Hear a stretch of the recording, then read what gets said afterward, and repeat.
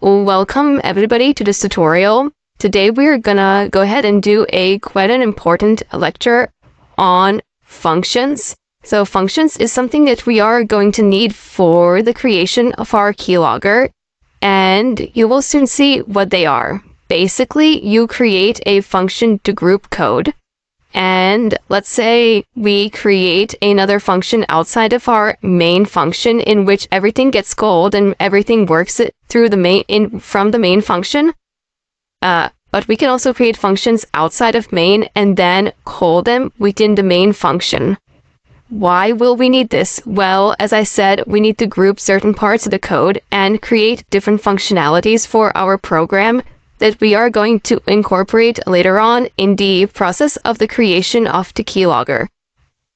Now, here's a simple example. Suppose you need a function to add two numbers. Do you want to really write a plus b every time you need? Okay, a plus b is a really simple example, but suppose you needed addition, subtraction, division, and multiplication. So those could be four functions, and they could get called whenever you would need to divide or add numbers or something like that. Functions can do extremely complex things. They can do pretty much anything you can imagine, and you can separate your code with them and reuse it, basically. So if you have a function that is intended for one purpose, you might be in need of that purpose at a later point of time during the creation of your program, so you can just reuse that particular function. Let me show you this in a practical example, and it will be a lot clearer. So up here, above the main, we will declare our functions, and down here, we will define them, so to say, when we will write the proper code for them.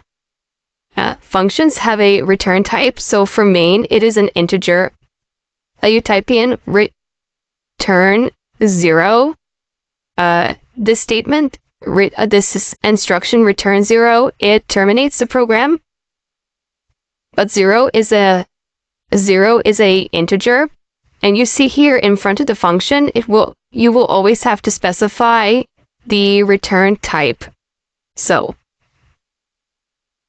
one of the main reasons, by the way, that I'm not perhaps using strictly technical terms that a full-time programmer would use is because I primarily learn in terms of C++ and in terms of other programming languages, the only things that I needed for my purpose, which is pretty much the ethical hacking part, and that is what I'm trying to impress upon you as well.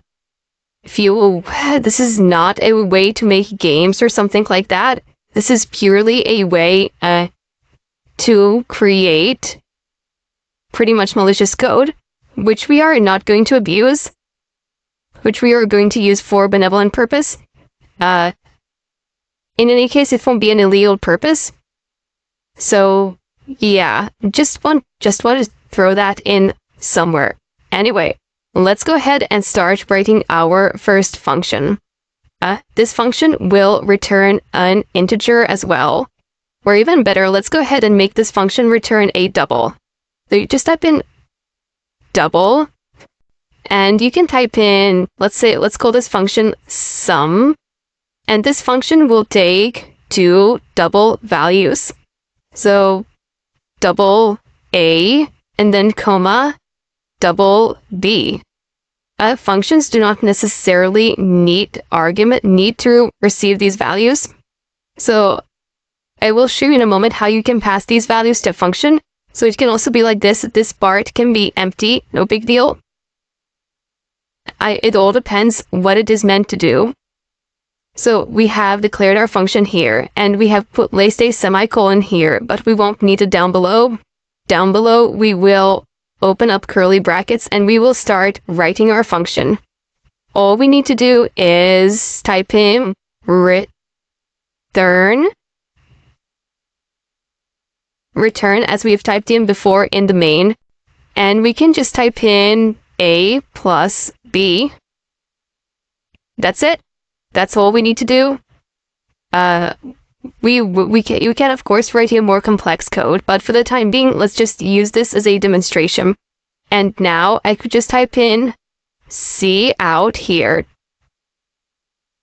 And I can type in the sum of 3 and 5 is over here. So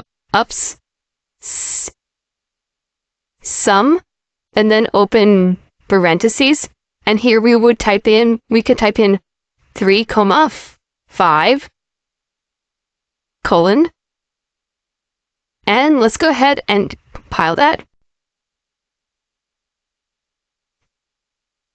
Yep, there we go. The sum of 3 and 5 is 8.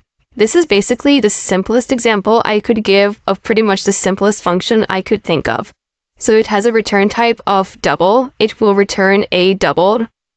And we have named it sum. You can name it pretty much whatever you want, as long as you use lowercase and uppercase letters under lines. And then you have a two double values inside, two double types inside, and these are not, we have not assigned them any values, but when we pass them in like this, so just instead of writing this in here, we type in 2 values, and A is substituted with 3. A is given a value of 3, and B is given a value of 5, which in turn is placed here, Here they are added, and then that value is returned. So you can write these functions for division and subtraction and pretty much all the functionalities of a calculator. This is how the calculators are made. You have a series of these functions for every one of those options. Here, actually, with me, just show you a calculator here. So, come on. Please? No? Yes? Okay.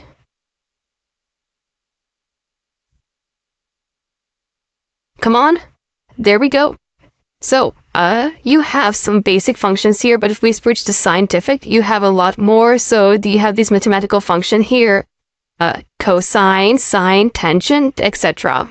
All of those functions have a mathematical representation, which in turn is written like this.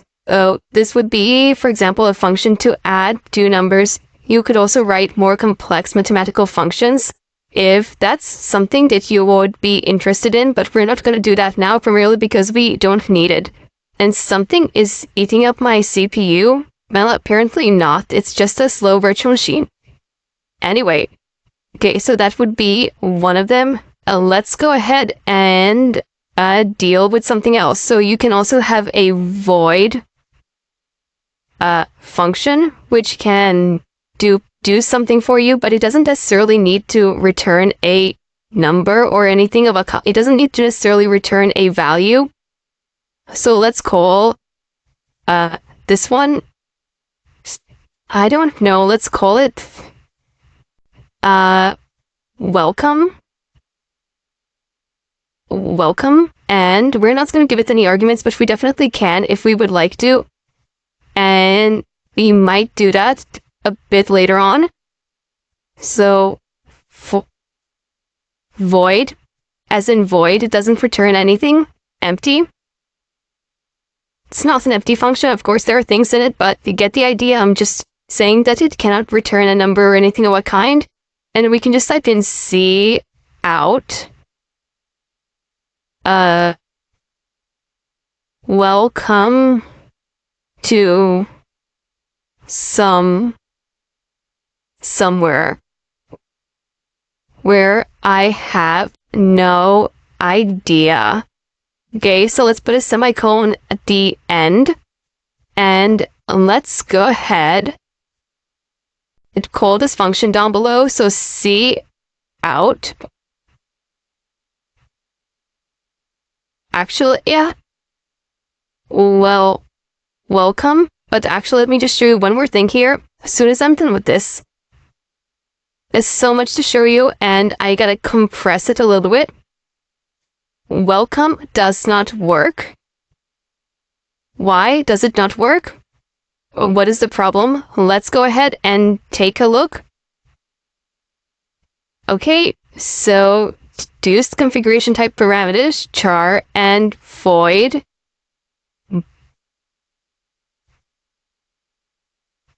Cannot convert welcome type void to the type. Okay. So this is a bit of a more complex error, so we're not gonna actually deal with that, but if I was to start explaining it, that would be hilarious. This would take forever, but this is actually pretty stupid. This would be the equivalent of me typing in. So just take a look at what I did now. I'm gonna write an example of what I did. So I basically wrote C out, and then something, and then again, C out,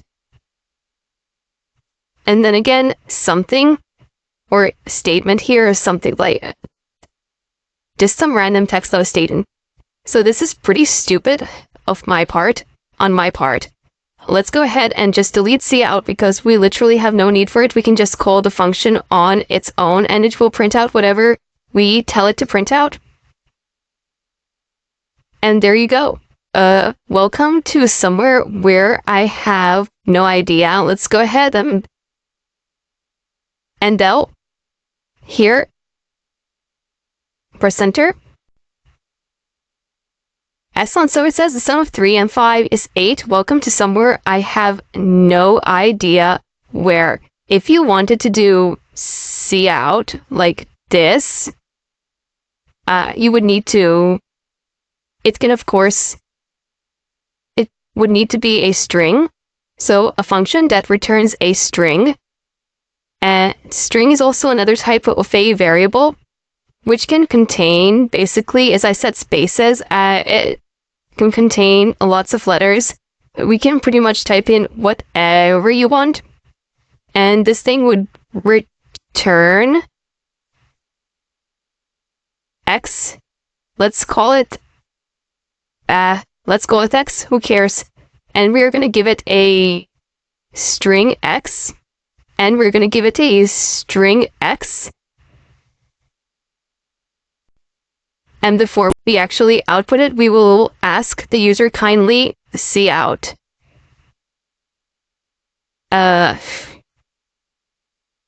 Enter whatever you would like.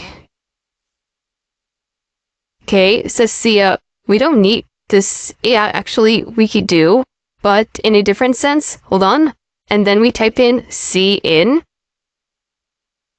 And again, we would need some sort of a string in our main function, because when you define a variable inside a function somewhere, that variable is only valid for that particular function there. So let's go ahead and type in a string X. I can call this one again by the same name, but it doesn't have any relation to the string X in the function welcome. The string X will be here. We'll just leave it as it is, and I will type in C in X, and we'll actually need a different one, like this get line.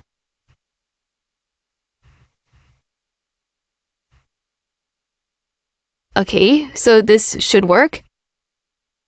GetLine is one of those functions that's embedded into C++, and it we use in order to insert a whole line, not just a single character. And that's pretty much all you need to know about cline. This is its syntax. You type in getLine, and then you type in C in here, and then you type in comma, and then you type in your string here. These text manipulation things will come in handy later on when we deal with a keylogger. And down below, we're going to go ahead and say C out welcome, and we shall pass X to that function. That's actually it. So let's just go ahead and, oh yeah, mislick. So the sum of 3 and 5 is 8. Enter whatever you would like. Hi, I am here, or am I? take a wild guess. And there you go. It says, hi, I am here, or am I? Take a wild guess. So there are several new things here. Basically, the get line, which you just need to see the syntax of it. That's pretty much it. You don't need to completely understand it. There's a whole background to this function, and you have these sort of functions, which are basically just with return types, and you type in the name, whatever you would like, pretty much, and specify the return type in front. So this return type is a string. It will return a string x, and that x will be given to it by the user input. So this is like an echo. You input something, and it just gets printed back on to the screen. Fairly simple, not a lot of complications. And just to show you that this would work without me actually inputting anything, it doesn't really matter. It doesn't need to have an X. I can delete this, and I can delete this, and I can delete this. So I can just say return, and then, hey, how is it going? Are you? And showing the I totally see myself misspelling a lot of things here. The course, please do not misuse. Please do not abuse the knowledge. There we go. And this is like my subliminal message that is supposed to be like hidden in here somewhere. That shouldn't do any harm with it. Okay, so let's go ahead and start up the keylogger, the program. Oh yes, of course. Sorry. So C out. We need something to print it out because we've removed the C out from the function completely. And there we go. And there we go. Yeah. Hey, how's it going? Are you enjoying the course? Please do not abuse the knowledge. And that is this particular function here. It says just return. That is all that there is to it. Now you also have these things, char. So char, it's, let's say C. This would be a single character, so it can be just with single quotes there. It can be whatever character you would like it to be. So let's say character A or something like that. You can type in C out, C. And if I just go ahead and recompile it, oops, there you go, just A. No big deal. So we have char, and we have a string, which we can use in order to play around with more complex things, because we will need the string, I assure you of that. There will be a lot of text with a keylogger, and there's no way of doing it without strings or chars. Anyway, I bid you all farewell until the next tutorial.